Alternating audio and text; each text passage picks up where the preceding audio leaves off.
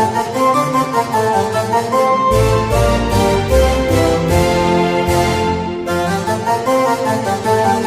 बहू प्रीति एक पढ़ी लिखी लड़की है जिसकी एक अच्छे घर में शादी हुई है।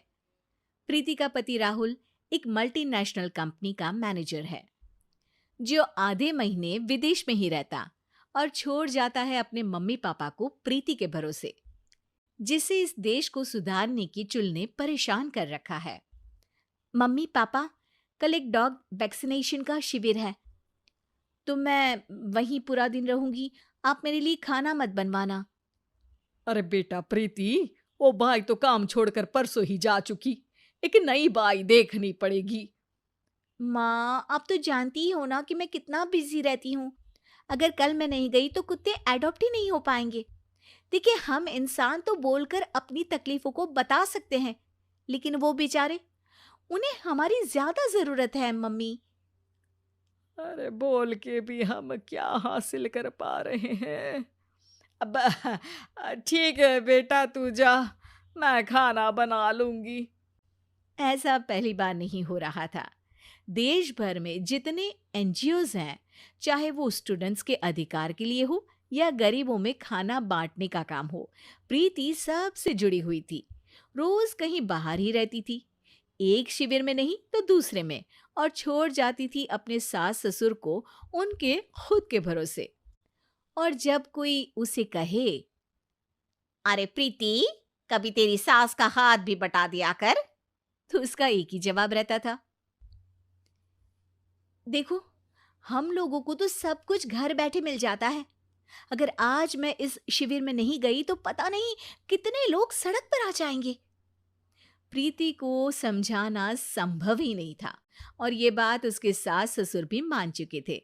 इसलिए सुबह सुबह सास ही किचन में खाना बनाने जाती है और देखती है कि घर में सब्जियां खत्म है। अरे प्रीति बेटा, सुन तो जरा।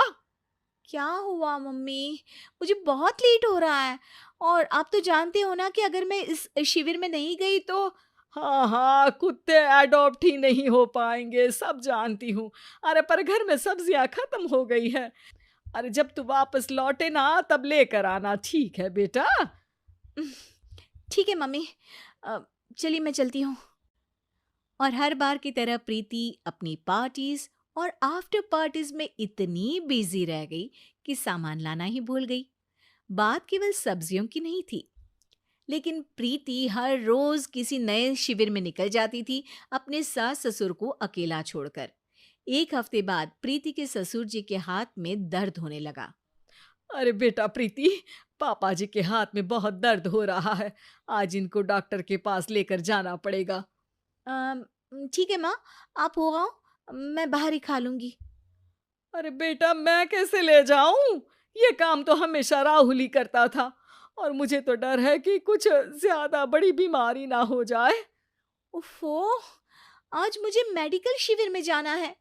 बेचारे बड़े बुजुर्ग जिनके अपने फैमिली वाले उनका ध्यान नहीं रखते, उनका पूरा मेडिकल चेकअप होगा। अगर मैं नहीं गई तो आप तो जानते ही हो, उनका चेकअप नहीं हो पाएगा। और हाँ बेटा, तू जा, मैं कुछ ना कुछ कर लूंगी। प्रीति के सास और ससुर दोनों ही काफी समय से प्रीति को समझाना चाह रहे थे कि उन्हें भी मदद की जरूरत है, लेकिन अब तो पानी सर के ऊपर जा चुका था। उधर प्रीति शिविर में पहुंचकर सबसे मिल रही थी। काफी भीड़ थी और प्रीति इंस्टाग्राम पर फोटोज अपडेट करे जा रही थी। तभी प्रीति की दोस्त रीना उसके पास दौड़ती हुई आती है। अरे प्रीति, जल्दी चल। अरे क्यों, क्या हुआ? अरे तू अभी सवाल मत पूछ और चल मेरे साथ। प्रीति रीना के साथ जाती है तो देखती है कि गरीब बुजुर्गों की लाइन में प्रीति के सास ससुर भी खड़े हैं। प्रीति को समझ में नहीं आता कि ये क्या चल रहा है।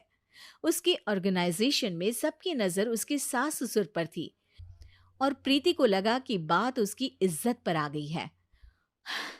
माँ, पापा जी, आप दोनों यहाँ क्या कर रहे हैं? आप तो जानते हो कि ये शिविर गरीबों की मदद करने के लिए बनी है और आप इसका मजाक उड़ा रहे हैं इस तरह से लाइन में खड़े होकर। अरे बेटा, हम भले ही गरीब ना हो पर जरूरतमंद तो है ही। हमारा भी कोई ध्यान रखने वाला नहीं है। मेरे पति के हाथ में दर्द है।